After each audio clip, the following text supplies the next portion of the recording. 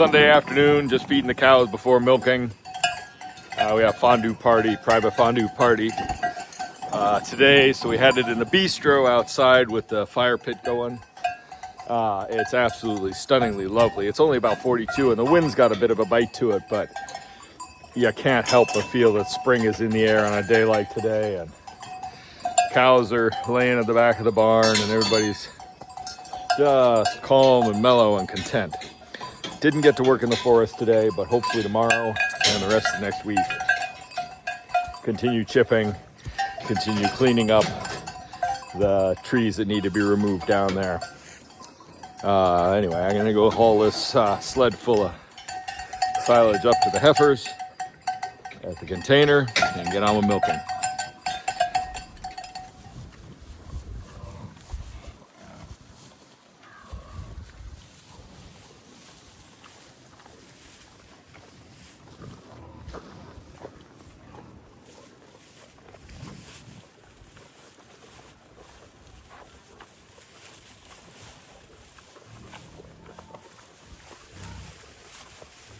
I am in the downstairs bathroom of the house mixing up some CMT solution. That is California mastitis test. It measures mastitis levels in a cow based on higher somatic cell count. So like when you have a mastitis is a form of inflammation. Inflammation creates blood cells to fight the infection and raises cell levels. This measures it. There's a threshold, I forget which. It has to be over. Mark, add water to fill level top. Okay, do not freeze. And you use a paddle and you drop a few drops of the diluted solution in, and if there's mastitis, higher cell levels present, it coagulates the milk, makes it thicker so you can tell which quarter is infected. We use it as an indicator. Certainly now with the SmaXtec boluses giving us temperature alerts, like Lottie this morning flagged with a high temperature. So we're going to assume that it's mastitis caught early. So it's detecting an elevated temperature days in advance of it actually showing. So it might not show that she has high cells, but it's worth testing, and we're going to give her some anti-inflammatory and massage the quarter that we've already felt, that we kind of felt it was harder than the other ones. And that's also, she's still working out her edema. She's only a week in calved. So anyway, yeah. Do not use colostrum milk for fresh cows. 4 milk from each corner.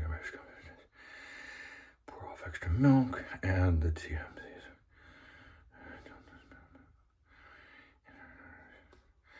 All right, I like to, every time I mix this up, I double check everything, make sure I follow all the directions, because this is important. It's one of the few on-farm tests that we actually can perform in the US because, just because. It's a weird purple color. And I now have that all over my hand.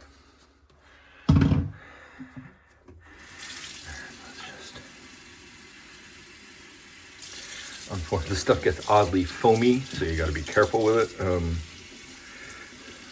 wasted some. It's the concentrate's rather slimy. So anyway, we fill it up to the level, but you gotta do it with once the foam dies down.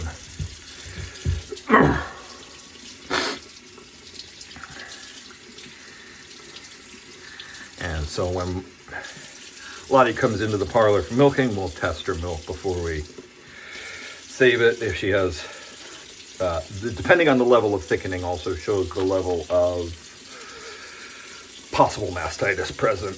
So we're just going to take the flagging of the temperature increase as a determination that something's going on inside her,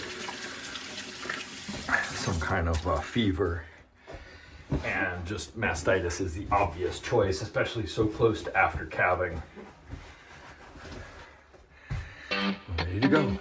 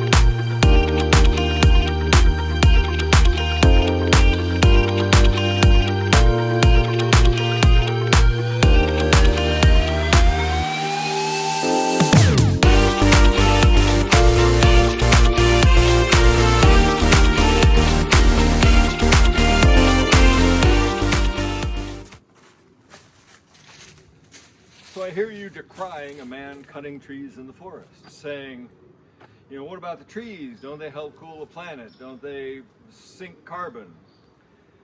So again, I'm targeting dead, damaged, and dying trees. You'll see, I hesitated maybe, I don't know if the time lapse will show this, I hesitated about cutting that little white oak tree that was bent right here. Some other little balsams got hung up in it. I didn't want to cut it because white oak is rare in these parts. It's all but wiped out. There's only a few here and there in this forest, and I really love to have more white oak. Really didn't want to cut that one, but it was damaged. It was permanently bent. The top limbs had been broken, so disease could get in. It wasn't going to ever thrive. So I decided to take it out. It'd be great firewood. Now, yes, burning firewood produces exhaust, smoke, whatever. But the carbon burn up in that process is offset by the regained carbon by releasing the growth by trimming these weed trees, which are pretty much stagnant, which weren't going anywhere fast. They weren't locking away tons of carbon. So I got rid of them. I'll chip them. That carbon will still be in those chips, and that'll get stored. It'll get spread all over the farm, going back into the soil. Again, locking away that carbon, providing fertility. And by opening this area, the grass that I can grow here will more than offset the loss of these trees that were stagnant, because I can produce tons and tons of forage here which lock away carbon in the form of manure and in animals and going out and locking away and spreading it out, spreading it out over time. So cleaning up this area, making it more productive, making the trees that I've left behind healthier, they'll also lock away more carbon because they'll grow faster and be stronger and healthier and won't break or blow down in the wind. So this is all a positive gain, despite burning a little bit of diesel to chip. Again, that's offset by the fact that that's going to lock away the chips. It's going to help me secure the manure in the barn so that it doesn't volatilize and it can compost.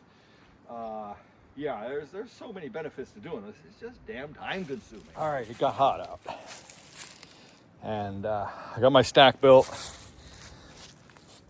I really need a second person doing this job because it's probably taking me an hour down here to do this. So if I want to produce any kind of amount of chip in a day, at least right now, I either have to have a day where I don't chip and I don't need wood chip up in the barn. Now, unfortunately today I need chip up in the barn because I didn't need it yesterday, and I took yesterday off from working down here. So on days when I need chip up in the barn, I have to chip, fill the bucket, go dump the bucket, spread the bedding out, and by then time just evaporates. You know, it's already 1 o'clock, and we start milking now at 4. I still have to have lunch, and the day just dissolves rapidly when you get a late start. So I'm still working out the new milking schedule, still trying to figure that out. I'll be milking myself tonight, so I want to make sure I get an early start so I don't have a late evening. Anyway, so I've got a pile here. I wish I'd shown better what it looked like before, but it's certainly more open now. More sunlight can get in there. I think I've come up with a strategy of what I'm going to do this year. my plans to, maximally de-stone this are ridiculous. It's just way too many stones. Now that I'm, in the light of spring here with the tree canopy off, I can see, I'll come through here, I'll remove the dead trees, the damaged trees, pull up everything, all these logs that are laying everywhere, try and move all that stuff. That's going to be my main goal. Clear out the brush, let the sunlight in. Then I'm going to plant some fast-growing forage species like peas and oats. It's 50 today, but the nights are still at freezing. As soon as the nights are above freezing, like in the 40s, I can plant oats and peas. They will handle the cooler temperatures. They'll even handle a night while they're germinating at freezing. But they'll grow rapidly, the perfect conditions, and the cows just love it. And I should be able to hand sow that all throughout here and all through this wood, which I call Trixie's wood, because Trixie was born right over there with her twin sister, who unfortunately didn't make it. 3 years ago? 4 years ago? Anyway. So I'll overseed everything with that, but I'll also follow it with some things that'll grow later in the summer that can get established underneath that oat and pea mix. I'll throw clover, of course, because that's just good anywhere to get established. There's already a good base of grass here. I don't know exactly. I've never paid attention to what kind it was because there just wasn't enough of it. But I'll clear, by the time I'm done crawling all over this place, I'll have a lot of disturbed soil I'll have to fix, and then I'll overseed the oats and the peas. Turnips grow fast, are really great for cows, and also leave the bulb behind that the cows can mush in and create biomass over the thing. The thing is to use a soil building cover crop is basically what I'm going to be doing, but it's a cover crop that I'm going to graze. And I'm just going to plant an annual cover crop this summer, a couple of them. I'm going to also do Japanese millet, which should thrive later in the summer when it's hotter. So I'm going to sow that now, and the oats and the peas, clover, turnips and radish. I'm trying to think, maybe some meadow fescue and some annual rye, just to give this a little bit more bulk and see what I can get growing in here. Then come this fall, I think at least we'll see how the cows graze this, we'll see how productive this is, we'll see what happens. But then come this fall, I will keep the heifers down here, whatever heifers we have, beef cows, whatever we're keeping that isn't the dairy cows that need to be up in the barn, and I will bale graze them through here. So we'll put down hay bales, some of the bales that I've got still, if I have any of those remaining, or any of the hay bales that are over in Thomaston, we'll get those stacked down here. Or I'll distribute them through the wood and then use fencing wire to keep them out of the areas, fence them out of it, and then we'll just roll out the bales on the ground. They'll eat what they can. They'll stand there, they'll manure and leave manure and crap all over the place. And that will start again to build up a biomass, to cover these stones, to build back the soil, to help make this a lot more productive. Then in the fall, again, in that mat of downed hay, or in the spring, I will sow another crop. I think that is the fastest and best way to reclaim this area. And I'm going to say a word to you now that you may have heard, that depending on where you're at, it might be bad or might be good. It's regenerative, right? I've done this before over the last 3 decades, exactly this sort of take a piece of poor ground, bale graze it, improve it, grow all this stuff out here, start all these fields out here, started that way. Rough ground, oats and peas, clovers. There's a great mix called Clean and Green, which is meadow fescue and perennial or annual ryegrass that gets off. Really, things that grow quickly in the spring, get out of the ground. And now that I've discovered turnips, they're a great addition, and also the Japanese millet, because it grows in the heat of the summer when all the other grasses slump because it's too hot.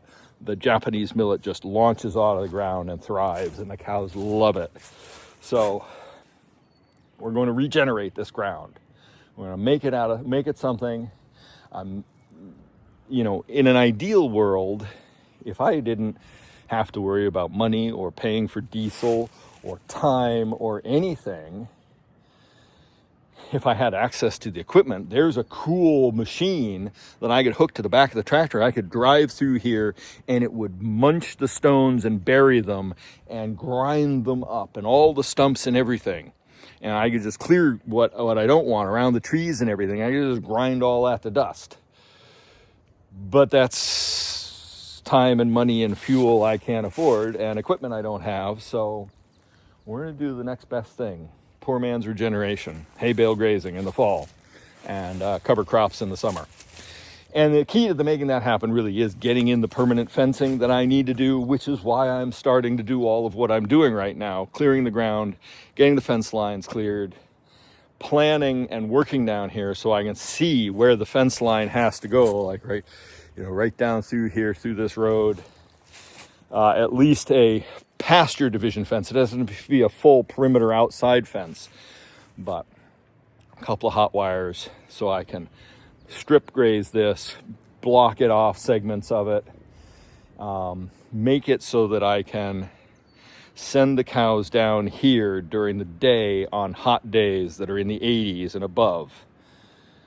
They'll graze the big field at night. They'll graze down here in the forest during the hot days.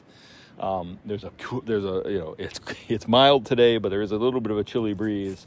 There tends to be a breeze down here in the summer. And also it tends to be about 2 degrees cooler 10 degrees, up to 10 degrees cooler in the forest than up in the big field or the barn. So having the cows have the ability to come down here without me having to set up lines and pre-think things. If I have this permanent fencing done like I want to do, I can have a lot more opportunity to fix this ground, graze it appropriately, turn the cows in, take them out, less impact, and also put lighter animals on the wetter ground like the heifers and the calves.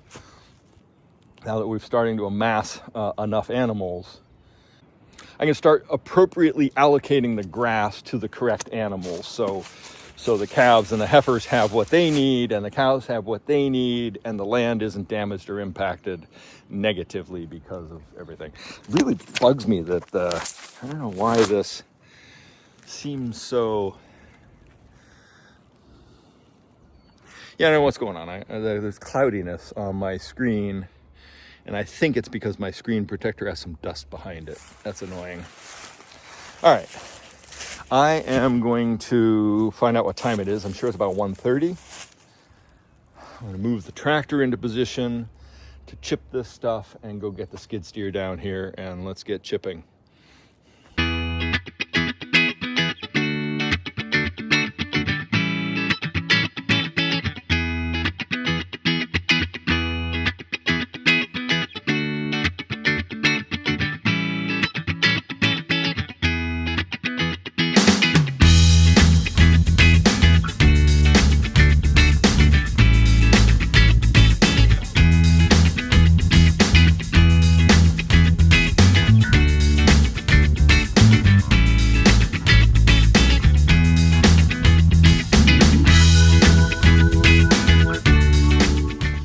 Well, it's just about 2 o'clock. I finished chipping a load in the bucket. That's enough to bed the cows with tonight.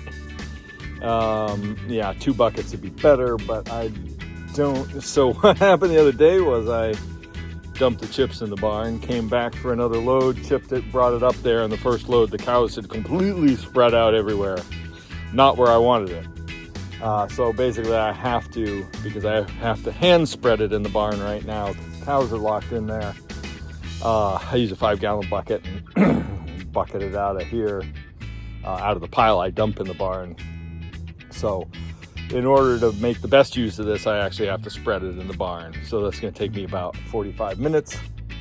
So I think rather than try and chip more today, I've got some painting to do for Allison and some maintenance work up at the creamery. So I'm going to go do that, hold this up in the barnyard, and then just before milking I'll go spread and bed this out for the cows for the evening, and then I've got a pile of brush to start tomorrow with, so I don't have to work as hard, so I'll be able to do more. And maybe tomorrow I can remember bring the battery pack for the excavator.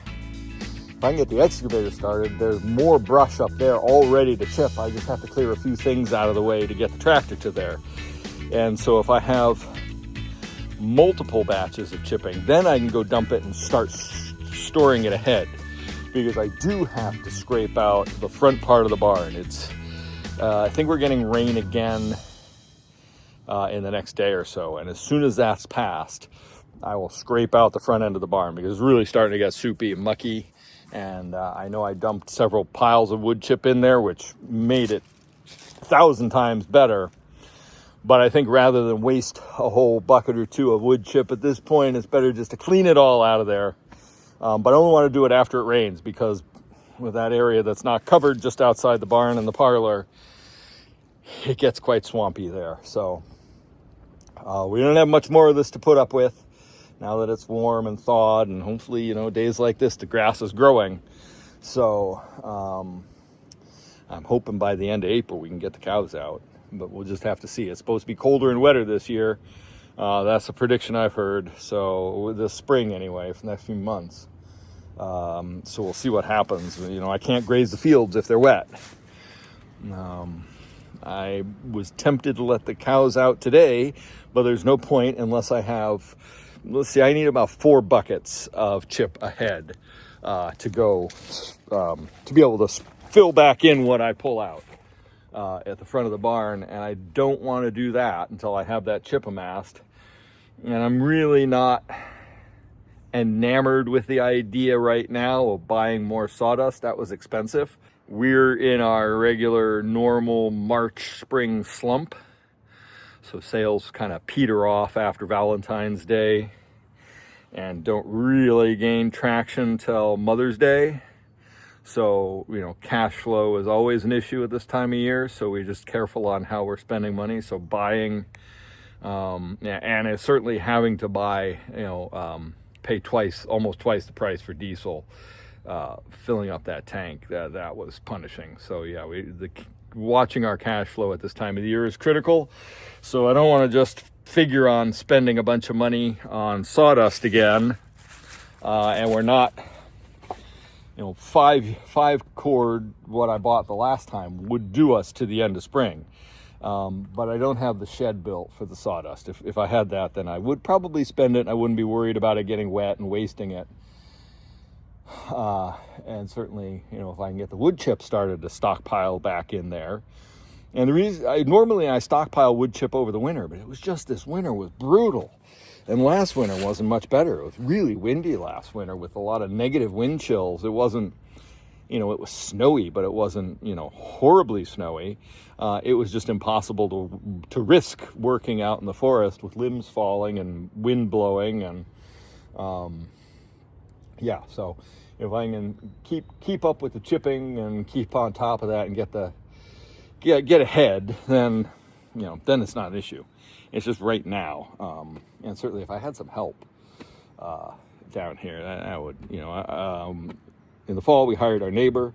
I just have to see if he's available. There's some other things we need to get done too that's going to require me hiring somebody. So we're just kind of balancing cash flow, balancing what needs to be done, what I can do alone versus what needs help with. And while this is a time crunch, like I said, I have a plan. If I can get the excavator running tomorrow, I should be doing good. Right, I'm gonna take this load up, park it, and go see if I can work on Allison's cream separator. I'm up in the office doing some office work and also checking on the cows. We've had a couple of health alerts in the last couple days, and also we sent those milk samples away. What was it, last week? And the milk came back on 3 cows clean. We sent four sets of samples away. The milk came back clean on 4 cows, or 3 cows. All right, we sent 4 sets of samples away, quarter each, so 4 samples per cow, except for Lottie, who only has 3 teats. And we got it back. 3 cows were clean. Nettle, who has a hole in her teat that leaks milk, has quasi-bad mastitis. Now, the SmaXtec bolus system did not alert us to that mastitis. We don't know if it's the fact that the system hasn't even been installed a month, or whether it doesn't detect that kind of mastitis, or what. Because normally with a mastitis, you'd see an increase in temperature, some sort of fever response. So we're not saving Nettle's milk. We've treated her with some pretty strong painkiller antibiotics, and we're monitoring that. Her health hasn't changed, except her rumination flagged, and we don't know why. And also, Lottie had a fever. And so Lottie has developed some mastitis, but it's at the point where we can handle it. It hasn't manifested itself fully. It's not gross or chunky or weird, or, it's just showing that she's had some fever, and there is a possibility of some accelerated cell counts in 1/4. So we're treating her with the things that don't require you to withhold milk. Underbalm, minty. We use this stuff called Dynamint, which has calendula and all kinds of herbals in it, and a mint base ointment that you rub all over their udder. It increases circulation, and the botanicals seep in and help fight infection. And we're also giving her some aspirin to reduce her fever, and making sure she has access to plenty of water. Now, yesterday she didn't drink a lot of water, and I'm going to show you what that looks like. There is a problem with the SmaXtec system. It is too fascinating. It is flagging and showing us things with our cows that we would never have observed. We would not have known that Lottie had an increased temperature until it had become really high. We would not have known that Nettle was sick other than the milk test. So it's showing us a level of health that is fantastic. It allows us to take better care of the cows, but it's also a little bit, I don't know, maybe it's still too new and I'm paying far too much attention to it, but I check the charts regularly. So one of the things I'm doing up here while I'm in the office is I can pull up everybody's chart one after the other, and I can look and see how everybody's doing. And I just caught, all right, so this is Nettle. Her rumination came down right here. I'll show you in a minute. So Nettle, who we're watching, her rumination flattened right here, which isn't good, but it is on the uptick. Now, we've been giving her some probiotics. The last time this sampled was 9:40, and it is 11:20. So that's not a great response. But her rumination is climbing. She doesn't have any kind of temperature. She's drinking a good amount of water. 28 gallons yesterday, was up from 24 the day before. So that's all good. And then who else had a weird rumination? Mabel's good. Lottie, here was her temperature increase right there. It went up to 104, a high 104, almost 105. Her baseline is 102.6. So right there is enough to show that she has some kind of infection or fever or response. Now, we gave her an aspirin in her treatment and probiotics, and her temperature came down and has not gone back up. As of almost 10 o'clock this morning, it was back to normal, within her normal parameter. So all that is good in terms of the cows feeling better, the cows making good milk. I'm just looking here. Libby has a slight temperature increase, but that could be feed related. Nettle down. I scan these a couple times a day. Just to check and see what's going on. Now, here's Luna had a slight increase in temperature. 10:50 this morning. She was drinking. And the chart hasn't updated since then, but she didn't drink a lot of water yesterday, only 19 gallons of water yesterday compared to 31 the day before. Luna's one of our more productive cows, so she needs to drink water. Now the feed has been variable. The bales we bought are, Joy here. Now Joy is due to calve in a couple weeks. And so she's been experiencing some things, and we can look. So her rumination has been fairly steady. Now, being a heifer, her activity is high because she's constantly being routed by the cows.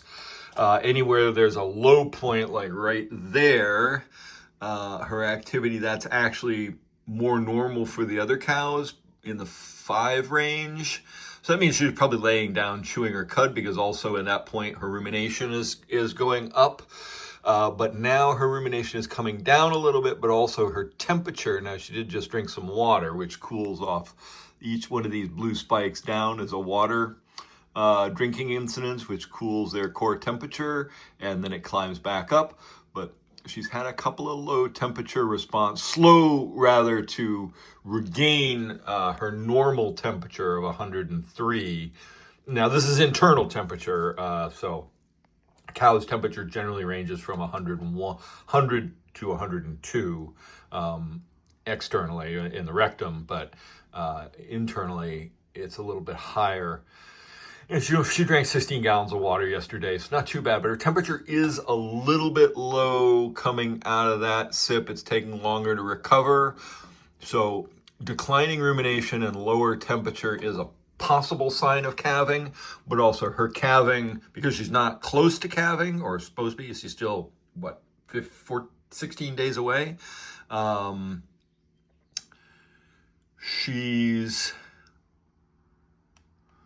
Her bottom line here, the orange line at the base, isn't rising, and that's her calving indicator. So she hasn't started. So that hasn't even started to register yet. Like if we go back up here and look at, Astrid 2 is going to calve soon. Her temperature has kind of been all over the place. Who calved recently? The last to calve was Libby. This was an example of Libby calving. Her temperature was down a few. This is an example of Libby calving. Her temperature went down a few times here. Rumination dropped off a couple points, and the calving indicator, this yellow line, started to pick it up. And then the day we decided to put her in the pen, it rose up high as her baseline. And then when it came down, she calved right there. So yeah, having this data is great. It's fascinating. It's allowing us to make sure the management of the cows is that much better, and we're understanding how to head off those big bills. Like there was a point there where Libby's rumination and temperature looked like they were going to crash, so we gave her a calcium bolus, which helps stave off dyscalcemia, a condition where they go into a negative calcium effect and it stalls their rumination. They get down cow syndrome, milk fever. So we've headed off that. We haven't gotten to a point of critical. We haven't had to have a vet out for any of these post-calving health alerts. We just had 4 cows calve, so we're watching those the most closely. Libby's doing good. Lottie, other than that little bout of fever and mastitis that we dealt with. And Nettle, Lana's doing great too. She's really bounced right back. She hasn't had any problems, so to speak, knock on wood. So yeah, she's 22 days in milk. Nettle's 53 days in milk. We're just about to dry off Bramble, and that will give us now, because we installed the boluses after the last 3 cows are dried off. So that will give us some great info when we dry Bramble off. There are critical stages with cows. If you want them to be healthy, if you want them to have good lactation, if you want them to have a good calving, easy birth, a healthy calf.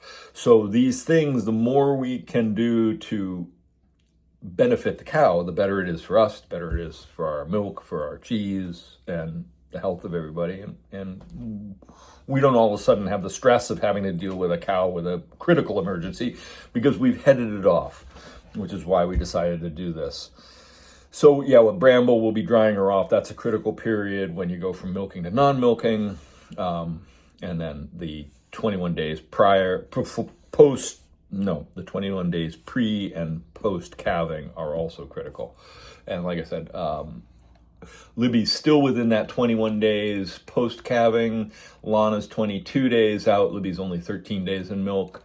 And Lottie is 19 days in milk. So she's still in that critical stage. So when we see her fever spike, that's definitely a time to really focus and make sure that she gets the treatment, early treatment, less invasive treatment, supportive care that she needs.